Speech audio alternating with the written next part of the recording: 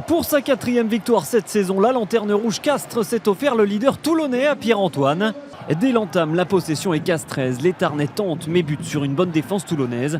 Mais après 18 minutes de jeu, le CO trouve la brèche. On redouble avec Brisma qui s'appuie sur Montesque, le 2 contre 1 avec Rodrigo qui apporte, les gars, en force, il va marquer, oui. Il a négocié son duel. Palis ne transforme pas l'essai du capitaine Ortega, mais qu'à cela ne tienne, 8 minutes plus tard, Castres confirme sa domination. Après une belle percée de Grosso, Dumora combine avec Cabane qui inscrit le 2e essai castrais.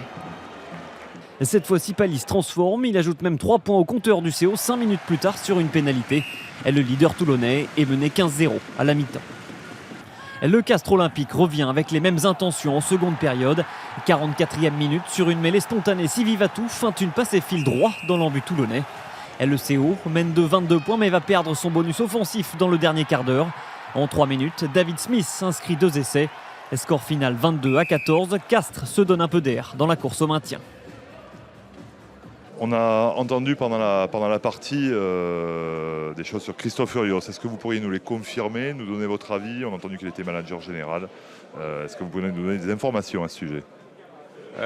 Non, je crois que Christophe Furios doit prendre la parole ce soir après son match à Oyonnax. Je pense qu'il a pris une décision concernant son avenir et je serai comme vous, je vais l'attendre ce soir après son match. Je crois que c'est lui qui fera part de sa décision concernant son avenir. Donc ça veut dire qu'à ce jour vous n'êtes pas au courant, vous attendez aussi qu'il vous la rende? Ça veut dire qu'effectivement j'attends sa déclaration ce soir. On est dans le pétrin depuis le début de l'année. On peut s'en vouloir qu'à nous-mêmes.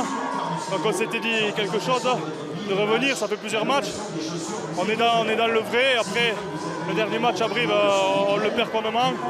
Là, c'est nous qui avions la pression. On recevait l'Ogre Toulonnais, bien qu'ils étaient un peu diminués, mais bon, ils sont toujours aussi véloces.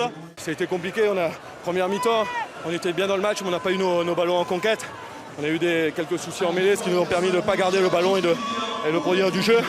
On se doutait que Castres allait avoir beaucoup d'envie aujourd'hui, ils l'ont démontré. Mais on voit que ça se joue pas à grand-chose. On revient bien en seconde mi-temps et il nous a manqué un peu de conquête pour pouvoir s'imposer ici.